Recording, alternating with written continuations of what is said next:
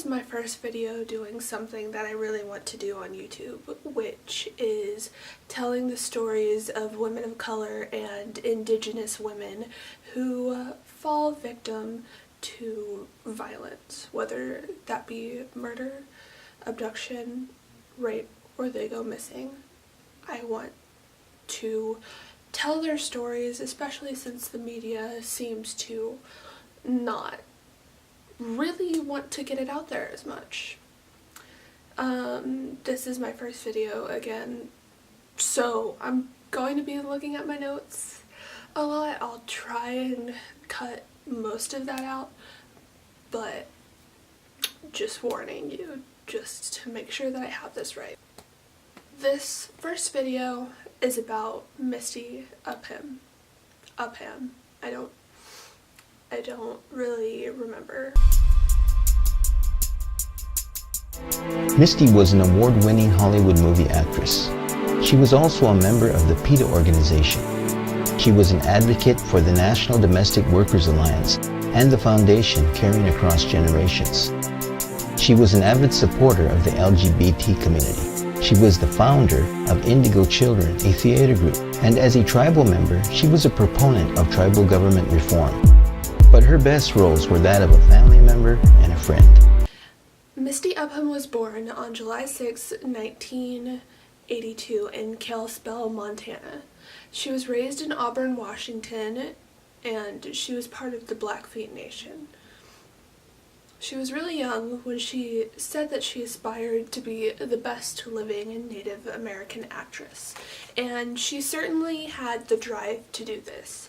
She worked alongside great actors and actresses like Benicio del Toro and Julia Roberts and Meryl Streep. She was definitely gaining notoriety, but not everything in her life was happy.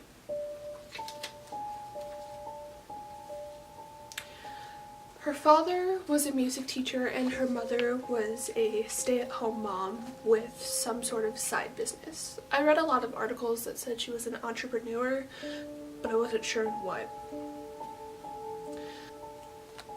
Upham's mother and father raised their 3 children as evangelical Christians, maybe because both of her parents went to boarding schools where Native culture basically was just erased from, I don't know how to explain it, but basically these boarding schools erased the culture that these kids grew up in, and a lot of the times they couldn't learn well, so it was hard to fit in with Native Americans, and it was hard to fit in with everyone else. In an article with The Guardian, Charles Upham said that he wanted better for his kids than to live on the reservation. I was determined to take my kids away from the reservation, where so many young people fell out, to a place where they could get an education, have a grounding experience. I told the kids that they were going to learn that there is a stigma associated with being an American Indian, that people were racist, and that we lived under the stigma of alcoholism and being uneducated. Misty was no stranger to racism at a young age.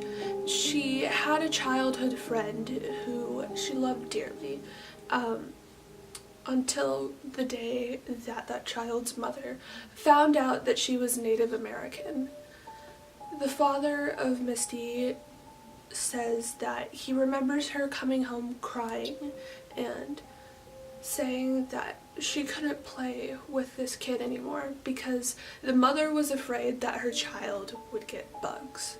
When Misty asked what bugs, Charles had to tell her that the mother thought that she might have lice. After a while, jobs got harder to come by and they had to move back to the reservation, which would lead to a lot of problems for Misty. When Misty was just 13 years old, she would open up about being gang raped. I'm about to read a snippet of what she wrote on it on her blog, which is now privated, So if you don't want to hear this, I would suggest skipping ahead. Okay. First, there is the physical pain and never being able to forget it. The fear of having someone hold you down. The cheering and the laughter. All these noises won't leave my mind. I keep hearing it, like a ghostly voice. But the physical is nothing compared to the mental. It might have been reassuring, but at the same time extremely sad for Misty to have known that she was not alone in her struggling. It should be known that there are statistics out there that say that more than 1 in 3 Native American women are sexually assaulted in their lifetime. This is 2.5 times higher than any other group of women in the US. Misty suffered from panic attacks when she was a teenager. She tried to manage these panic attacks with medicine and alcohol, both which she abused sometimes. Honestly, can't say I blame her with the emotional weight that she carried from these rapes. There is also a lot of sources that said that Misty self-harmed when these pills did not work for her. As if it wasn't enough, Misty became infected with the H. pylori bacterium. I don't know how to pronounce that. Hopefully I pronounced it right. Giving her stomach ulcers that made her throw up until her teeth rotted and she was forced to wear dentures.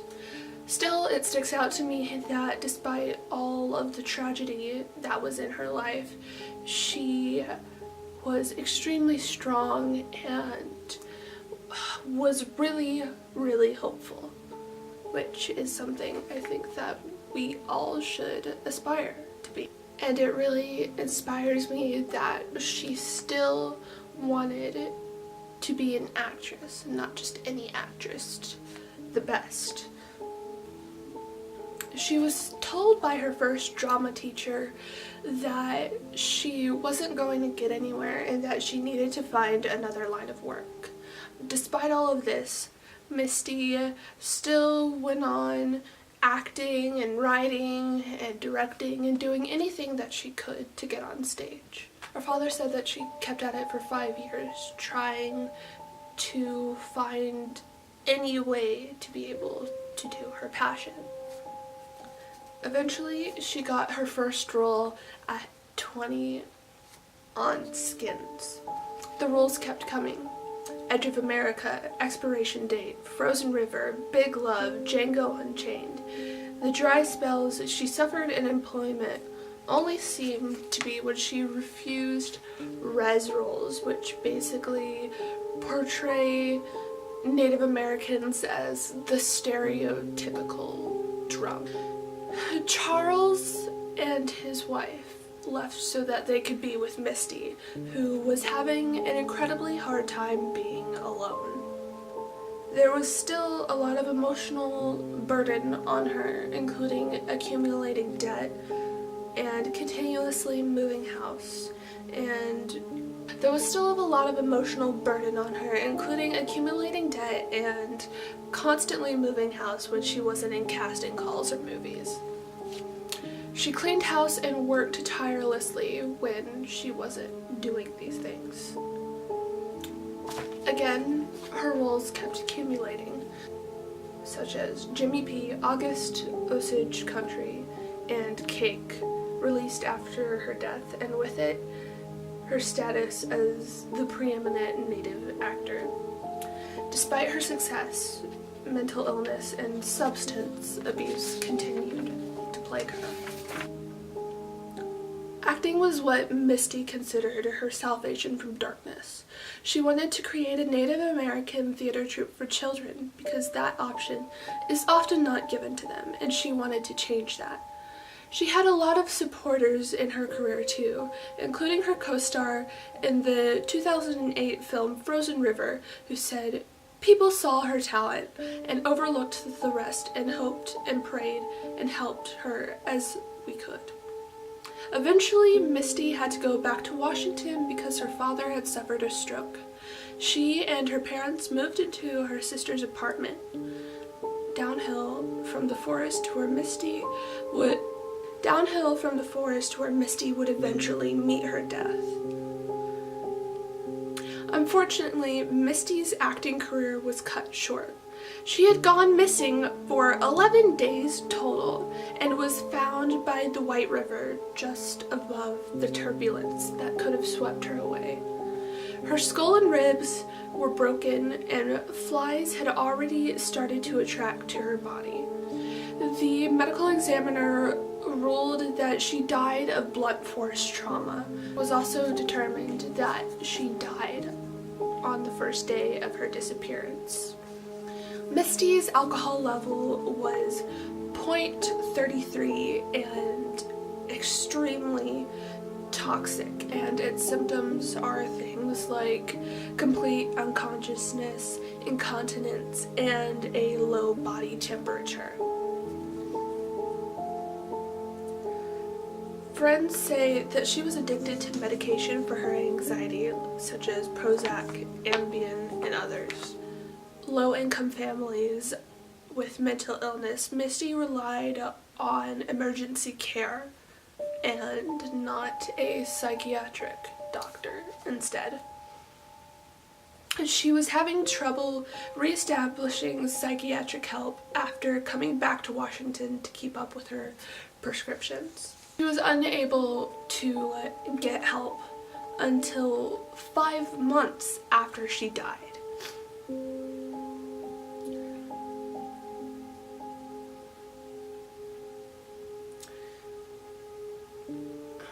She was unable to get help until 5 months after she died due to the fact that she did not have good insurance. She had American Indian, let's see, what is it? Yes. Her insurance was under the Indian Care Act and did not really cover it, and she was unaware that she could supplement that with the Affordable Care Act. While promoting August Osage Country, Upham learned that she was pregnant with the baby boy that she intended to keep. She even kept a journal for this baby boy and wanted to call him Leaf, but unfortunately lost him less than a month after she had announced him on Facebook. It became harder for hope and health to come to Misty. On August 15th, 2014, 7 weeks before Misty died, her father called the police because she was throwing things around the apartment and wielding scissors. When she was apprehended after going into the street and prowling vehicles, the police said that she was wildly resisting them. Her father said that they were taunting her and making fun of her. The policemen thought that she was delusional because she said that she was a movie star. When her father brought over her medicines to him, he simply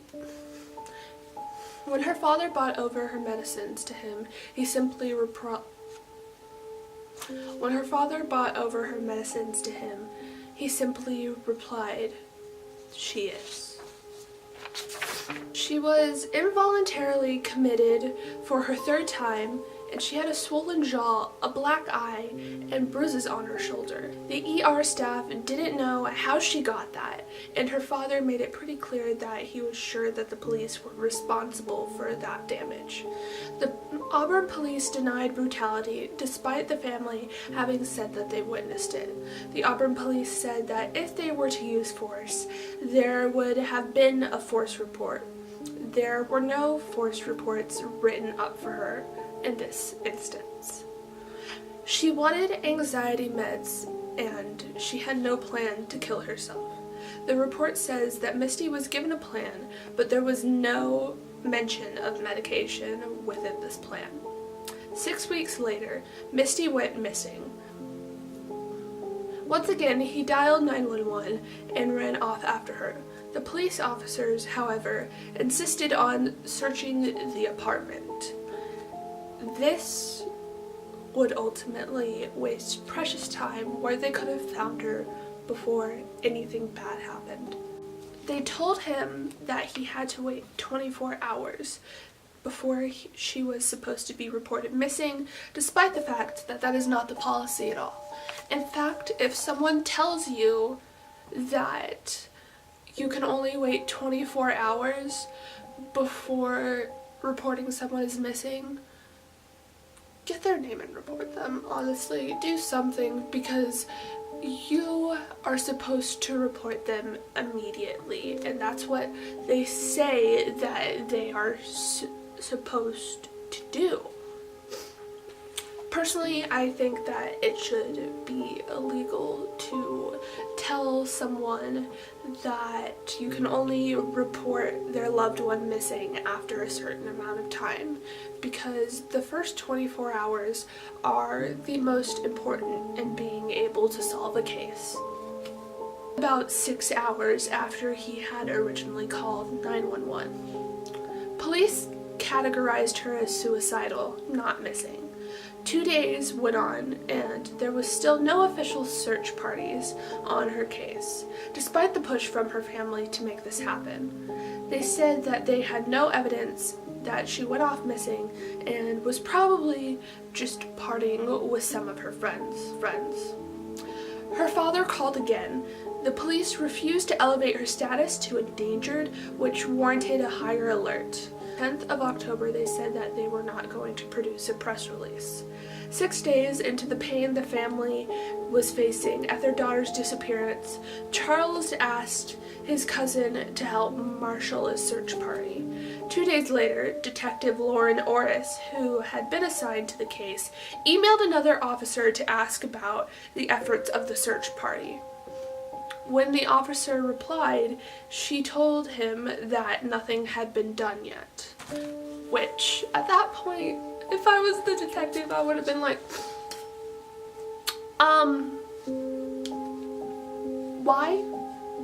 And get something done, but this did not happen.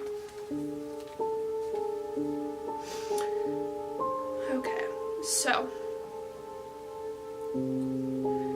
that day, the police finally released its first press release. They confirmed that Missy had been missing for 8 days now. 5 days into the Upham search efforts, friends Robert Kennedy and Jeff Barehand took time away from work to help search for the missing woman. Kennedy recounts walking along the ridge when he noticed something purple. It was a purse. When he picked it up and dumped the contents, he found that it was Misty's purse. Barehand continued down the hill while Kennedy went to tell others what he had found. Kennedy could not see much through the brush and vegetation, but he saw something that looked like a gray peeling shoe and freaked out.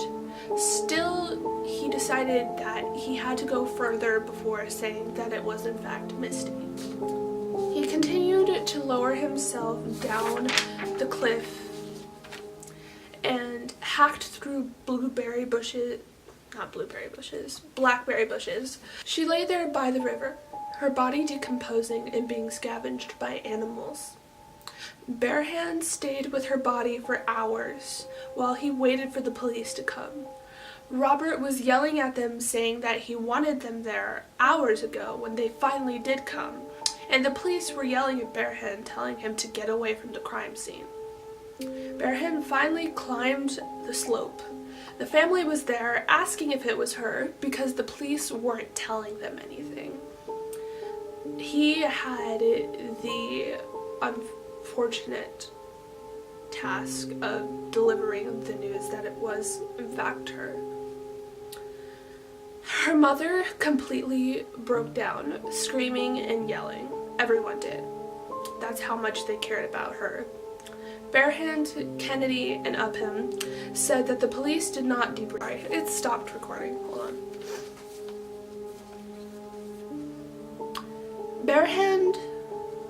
bare hand, Kennedy and Upham said that the police did not debrief them. Kennedy said that they made him feel like a criminal. They made him lift up his feet so they could take a picture of the bottom of them. They said it was standard protocol, but did not give him a further explanation. If Robert and I weren't there that day, she could still be out there, Barian said. So I am incensed that this governing body, the Auburn Police Department, didn't do the very least for Misty, for her parents, and for her friends. If they bought the search dogs out, they would have found her in 30 minutes, Charles Upham said. Herman replied that the calling out search dogs is not practical since they're canine search for bad guys, not missing persons, which, as someone who watches a lot of true crime, search dogs can do both. There's also cadaver dogs, so there's just a lot of bad police work here, if we're being honest. Okay.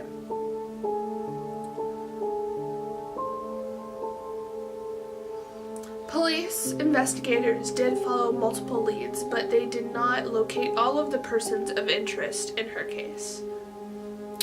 Which this also sort of, in my opinion, is kind of weird because they basically just write it off as her committing suicide, and there's not a lot of details on this case, as you will see later on. Okay, so it was said that the department was reluctant to use the endangered category on Misty because they were afraid that if they used it too much, it would lessen the effectiveness of the alert, which I personally think is stupid because she was actually endangered. She should have had the alert used on her.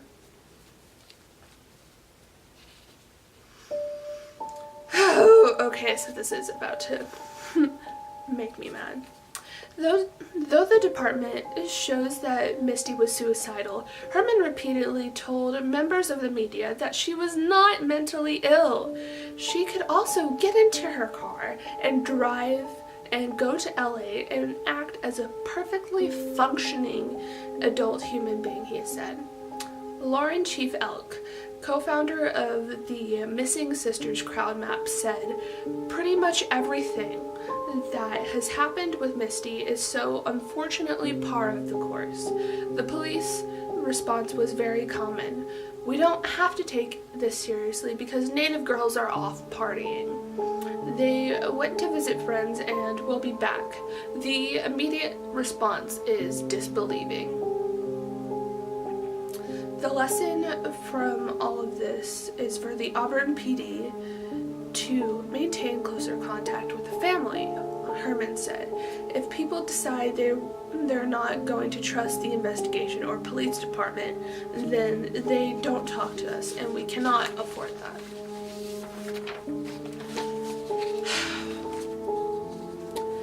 There was a tribute in her name at the Oscars that year, but it seemed that her death overshadowed the person that she was.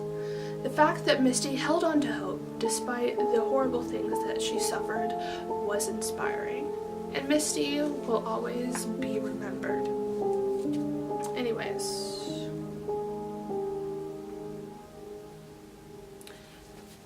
the aftermath and the theories. Most of the articles that I have seen on Misty's death are back from 2014. There's a few from 2015, and I think I saw 2 from this year, and that was mostly talking about a law that is trying to be passed that would have more data on Native American missing persons, which I think is extremely good, but there is still a lot that we have to do to help. The police classified it as a suicide. Okay, so here's what I mean about the police classifying it as a suicide. And the family doesn't think that. The family thinks that she accidentally fell and do not believe that she committed suicide. They believe that fear of the police brought her to an accidental death, which is extremely tragic and honestly not much better than suicide. Juliette Lewis, however, one of Misty's co-stars, had a different idea. She thought that maybe Misty's death was because of foul play. She said that Misty had known enemies because she spoke out so much on the injustices that the Native American community faced. In a tweet that was deleted, the Huffington Post said that she said, "I am in shock and grief. I pray the police do a murder investigation. They're saying not foul play, when of course it is." Lewis also tweeted, "Misty told me about horrible violence she suffered on Native American reservations. She felt she could be murdered because she was vocal. Hashtag, this is not a suicide." I wish that there was more to this theory, but there isn't a lot of stuff released on this. I would also like to say I saw 2 websites talk about her possibly being murdered by 2 men, but I wasn't sure of the legitimacy of this claim, and no one's ever really validated it, so I'm not sure if that's true. Like I said earlier, they couldn't round up all the persons of interest in this case. So, where were we? There was a podcast in which it was claimed that Misty was raped by one of Harvey Weinstein's producers, which I think that's still just alleged, but considering all the things that Harvey Weinstein has done, I think that that's pretty believable. Anyways, the other thing that I wanted to note is that there was someone called Indian Trader that followed her, and she said that everyone should walk on eggshells. She said that everyone should walk on eggshells and altered their speech because she didn't want them to get offended, which seems like that was someone who really disagreed with her.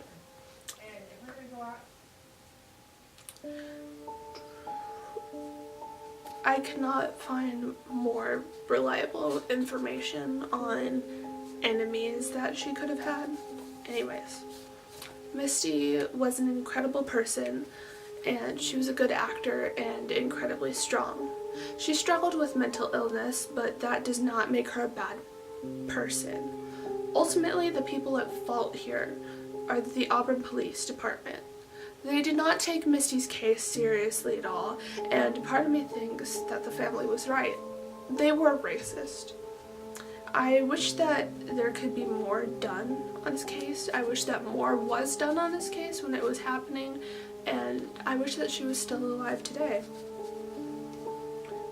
If something did happen to her, if foul play did happen to her, I wish that there was more evidence.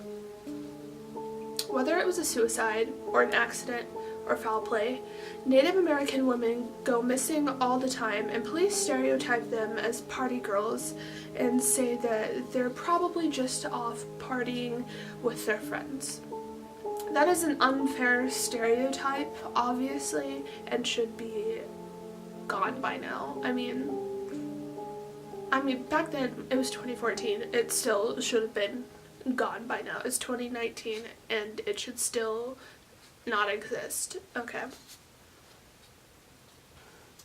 These cases need to be taken seriously, and I hope that someday they are.